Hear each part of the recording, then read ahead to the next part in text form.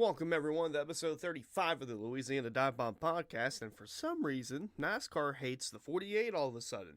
Don't know why, don't know how, but over the weekend, they've shown, I wouldn't say bias towards the 48, but it's just ironic that the two drivers running the 48 in the Xfinity and the Cup Series have been screwed the most out of the Charlotte ROVAL weekend. Obviously, we're going to talk about the Xfinity race, but first off, I want to talk about the Cup race and how I feel about it. So they went back to the ROVAL again. They had a little bit of a change in the layout this time. Instead of, well, I think it's still 17 turns. Let me go ahead and try to find the layout. So there are a couple new changes. Turn 7 on the ROVAL. So after they get down the first 5 or 6 turns of the ROVAL, they had that sharp right-hander and then into a little straight before making a sharp left. Not so much anymore. So they changed it to where they go out of turn 6 and then it's another straightaway. They head into a right and then they hang a sharp left into turn 7, I believe that's turn 7. It's a hairpin turn, kind of similar to the Sonoma turn 11, the last turn there. Set up a good opportunity for dive bombs, wrecks galore. And then they made small adjustments to the backstretch chicane, I believe, and the front stretch chicane. Front stretch chicane actually was more controversial at some parts of the weekend than turn 7. That's because they made it more sharper of a right-hand turn, not so much of a straight line through those last couple of turns now. They made it to where you actually have to turn right more and then turn left. That didn't work out in the Xfinity race for some guys, but for the Cup race, they had to make some adjustments to it because they were getting complaints about the curbing in the second to last turn, I believe, turn 16. So what they did, and they removed the turtles and they added similar curbing to the red and white curbing, where it's just 2.5 inches rather than 4 inches of blue hard curbing. They didn't do that for the last turn though, and we'll get into that. But one thing I want to talk about is, do we need the ROVAL? Do we need to keep going to the ROVAL? Because in my opinion, I think the ROVAL, I don't enjoy it anymore. I really don't. So Kyle Larson won. There really isn't much to talk about. I really don't have an opinion on it. I just don't think we should be doing it anymore, considering now that I thought the next best thing for NASCAR was going from, racing on a road course and on an oval to the street course racing, which it's proven that it's worked. I mean, the Chicago street course is a success. IndyCar is doing something similar with Arlington, Texas. They're having their own event for a street course around AT&T Stadium and Globe Life Park for the Cowboys and the Rangers. But that's besides the point. Street courses, they work. NASCAR knows it. F1 clearly knows it. They've been doing it. IndyCar knows it. So I don't know why we're still doing ROVAL racing. I really don't. I think it's a thing of the past, in my opinion, especially with this next-gen car. The Xfinity race was cool. It was fun. But the Cup race with the next-gen, it sucks on road courses. It's just terrible. I don't know what to think of it. Like, we need to stop doing it. And I mean, they're already planning to do it for 2025. But just go back to the oval. The next gen is so good on these 1.5 miles. I mean, we have a perfectly good 1.5 mile oval at Charlotte to race on. Not the ROVAL, but that's just my opinion. So, with that being said, the main topic of discussion happened hours after the race ended. I think the news broke around 8:30 last night. I could be wrong. It was somewhere around that time. It was late. The main talk is Alex Bowman, right? So after the race, he finished 18th. Didn't have a good day, but he had enough points where he finished to secure a spot into the next round of the playoffs until his car failed post-race inspection for being too light. Now, I don't know how that happens, how a car can go into the race being, heavy enough and then throughout the race it somehow gets lighter. So because of him being disqualified, so he drops from 18th to 38th, loses all those points. That means Joey Logano is locked in to the next round of the playoffs. Crazy. Just absolutely crazy. I know Hendrick's going to appeal it, and their main talking point is going to be when Alex Bowman, very early in the race, he went over one of the turtles on that last turn. I think he went over both, actually. He did not have a good exit on one of the laps. It was way too early in the race, but he went over both turtles. All four tires were off the ground, and I immediately thought that something was broken underneath. I mean, we know how flat the next gen is, the underbody is, but I felt like something was off with the 48 after that. I mean, heading into the weekend, Bowman finished top 10 in like every single ROVAL start possible. So I don't know what else could have happened from that. But it definitely looked like I think it was Michael McDowell's on board that was being shared on Twitter. He was behind Bowman when that happened, and you could see pieces of debris being kicked up from the 48. So it feels like something had to have happened at that point to where maybe the 48's lighter. I don't know how much it was lighter by. If it was by a lot, then okay, maybe him running over that turtle wasn't the direct cause of it. But I feel like that's probably going to be their main argument. I don't know how much it was by. If it was by a little bit, if it was by a lot.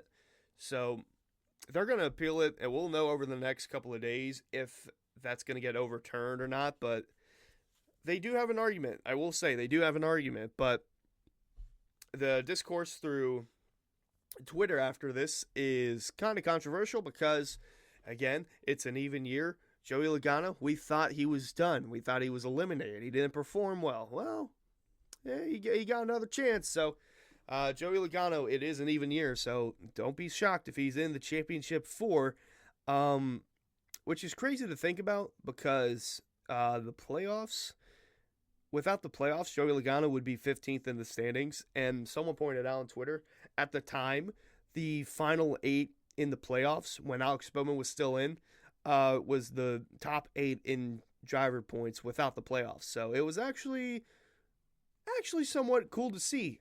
But again, we're not in the non-playoff standings. We're in the playoffs. So even though Joey Logano is 15th in the point standings, he still has a shot at the championship. I will say, though, it has been a down year for Logano. He's only got one.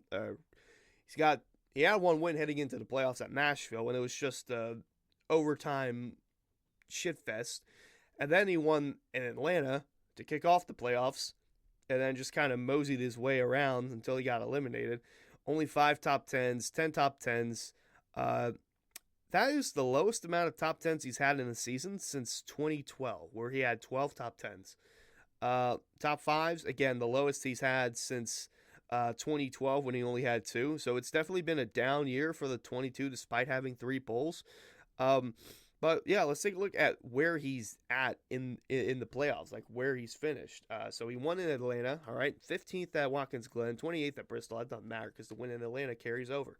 Then the most recent round, he finished 14th at Kansas, 33rd at Talladega, and he finished 8th on the ROVAL, which technically he finished 9th. Actually, no, he was ahead of Bowman, so it didn't matter. So he finished 8th, but he didn't have enough points.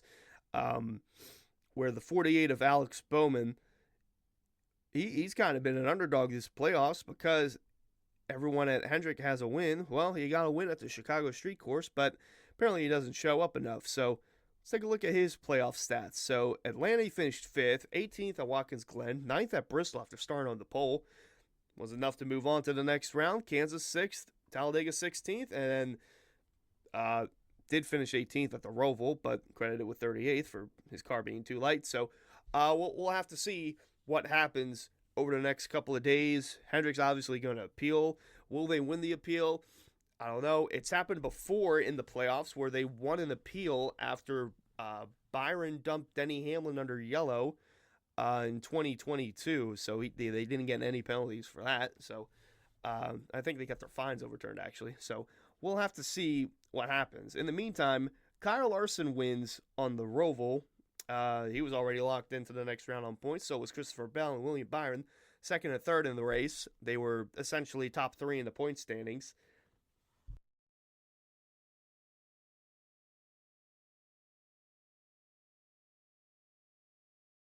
Sorry, once again, my nose is running during recording. I don't know how. I've been up for over 2 hours at this point. It's 9:30 in the morning. My nose hasn't been stuffy all day, but when I go to record, it just always is stuffy. I don't get it. But mentioned it, Larson, Bell, Byron top three. Austin Cindric finished fourth, but he was in a must-win scenario. So even though we had a good race, wasn't good enough to move on to the next round. Chase Elliott finished fifth. He moves on as well. Allmendinger sixth, Shane Van Gisbergen seventh, Joey Logano eighth. He's in for the moment. And then looking at ninth, Bubba Wallace, first race with the newborn at the track. So I figured that Bubba Wallace top 10 was going to be a lock, and it was. So props to Bubba. He had a fighting claw for that top 10 again. Ryan Blaney finished 10th, and I believe he is in. Yes, Ryan Blaney moved on to the next round. Looking at some other notable drivers, Denny Hamlin finished 14th, so he's still, or actually I just skipped over Tyler Reddick. Tyler Reddick had a interesting race, so he won the first stage, and then in the midst of the first couple of laps in the second stage, chaos ensued, and he had to woe down on the brakes in turn 7. He plows right into Denny Hamlin, and that car, all four tires launched up off the ground. Even Reddick said himself, he thought he was going to flip over. He just plowed into the left rear of Denny Hamlin's car, broke his right rear, or the toe link on the rear side of the car. I mean, his whole right rear was just completely KO'd. But somehow, someway, the team fought back through multiple yellows under pit stop multiple times to fix the toe link and climbed all the way back to an 11th place finish while staring down elimination. So Tyler Reddick moves on to the next round with an impressive 11th place finish. Denny Hamlin, he wasn't relatively injured from that, or at least his car wasn't. Physically, he wasn't, but he finished 14th, which is enough to move on to the next round. And then we go to Daniel Suarez, where he finished 30th. He, once again, qualified well, didn't finish well at the ROVAL, so Daniel Suarez is eliminated. So is Chase Briscoe. He finished 36th. He had some sort of contact, I don't know where, cut a tire. So he was done from that. And then Alex Bowman, for the moment, is eliminated. Even though he finished 18th, the car was too light in post-race, so he was eliminated via disqualification because of the amount of points he had afterwards. I'm not sure how many points it was, but nonetheless, Alex Bowman's out. Joey Logano's in. We'll have to keep an eye on that as the week progresses, heading into Las Vegas. So that should be a fun one.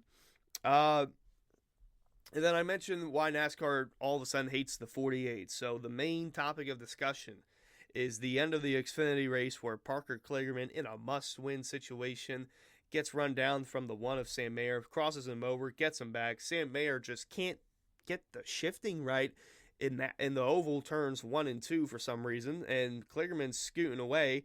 And then about 15 seconds before they get to the white flag, Leland Honeyman just, I don't know, he lost brakes or something. He crashes into the turn 3 tire barrier. I mean, this was a big wreck. I mean, it might not have looked like it on the replay, but when they cut away from it, there's tires that are lifted up about 10, 15 feet off the ground. It's completely draped over the 42 car.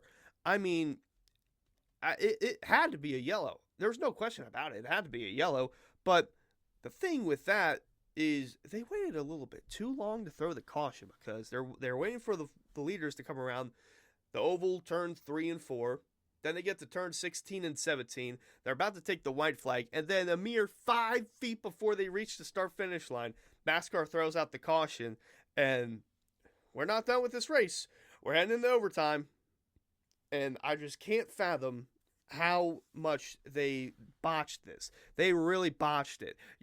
So when a situation like that happens, you either throw the yellow out immediately because there's no chance in hell Leland Honeyman is pulling out of the tire barriers. I mean, his car was completely drenched underneath the tires. He went to hit it.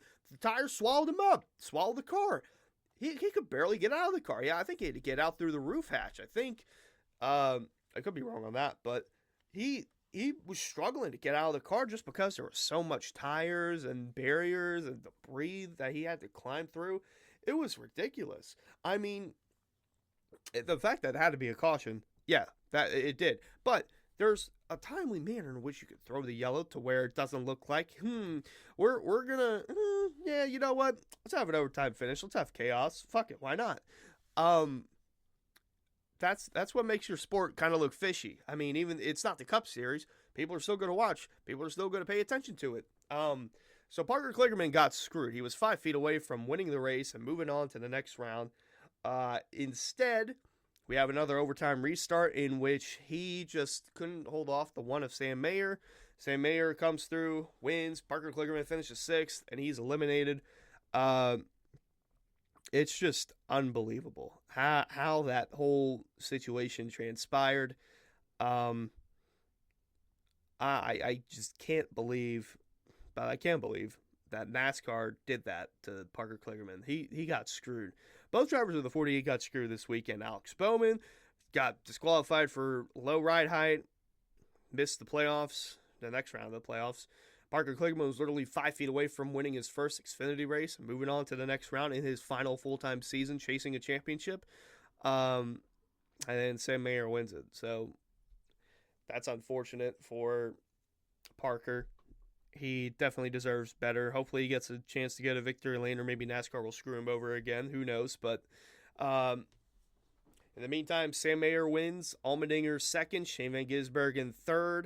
Austin Hill 4th. Chandler Smith 5th. Parker Kligerman 6th. Justin Allgaier 7th.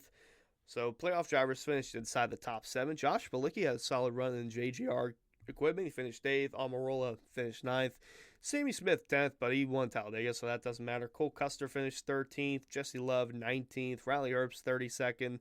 Sheldon Creed 35th. That's where the playoff drivers finished. And being eliminated from that was Shane Van Gisbergen. He was essentially okay for the most part. He didn't really need to win to get in. He was good on points for a close margin, but he didn't have enough points to move on. Essentially, did not win the race, so he's not in.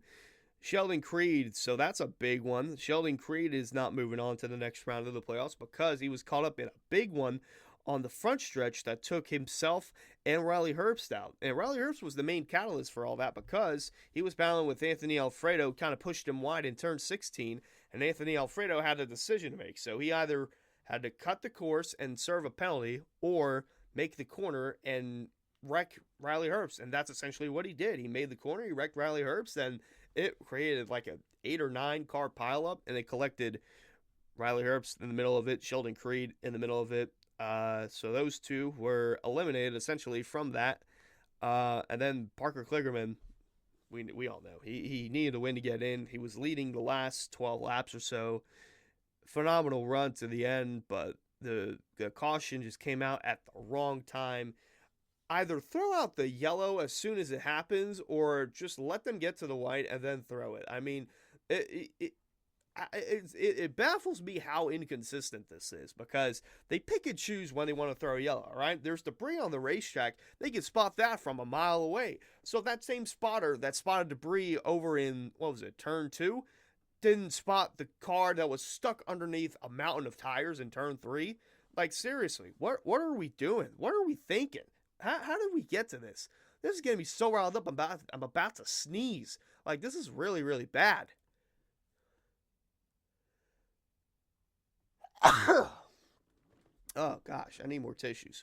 So give me a minute. I'll be back with more tissues. Alrighty, so I'm back. I've got some tissues now. I'm feeling a little bit better. I'm definitely feeling better than I was last Monday. Got through the sickness okay. So... in conclusion, can we not go to the ROVAL anymore? I mean, we're past the need for it. I don't think we should go to it anymore. Does nothing, in my opinion. I don't get any entertainment out of it. I mean, the Xfinity race was fun to watch. Sure. The Oval for the Cup Series would be a lot better than the ROVAL. Just because cars suck. The next-gen cars suck on the road course side of things. But on the mile and a halfs, they're elite. So... That's about it. So we got Las Vegas for the Cup and Xfinity Series again, then Homestead, where all 3 series will be racing for the final 3 weeks, trying to determine a champion for each series. So, new round begins in Vegas for the Xfinity and the Cup guys, so that'll be fun to watch. Make sure you check out HunterSlubbyMedia.com. Had some really good picks for the Xfinity race. I mean, Kligerman almost won, and he was, I believe, 20-1 odds plus 2,000. Josh Bilicki led some laps. He was in position for a top 5. Bilicki entered, I believe, plus 4,000 to win, which is just shocking because he's such a good road course racer, and he's in good equipment, so you knew he was going to run well. And I mean, he did. He didn't get a top 5. He finished, I think, 8th, but did a good job for the most part.